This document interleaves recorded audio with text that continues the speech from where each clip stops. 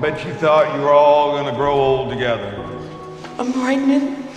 Sitting around the table at Sunday dinner in the happily ever after. Glenn.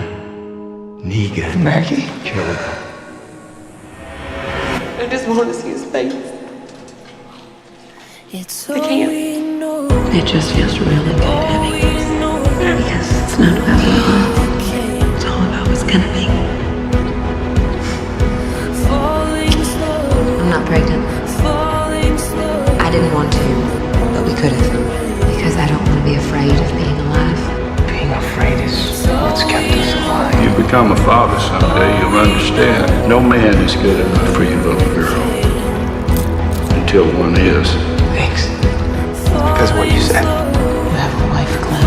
That's why I'm doing this. That I love you? Maggie says she loves me. That I don't want you in danger, ever.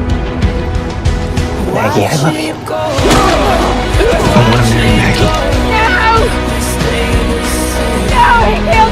You have my blessing. I want her to know. Just keep looking at me. I love you. I love you. White. Oh my God. I can't leave you. You have to keep fighting. That's Glenn. I'm with you. I'm always with you. You know. The thing that's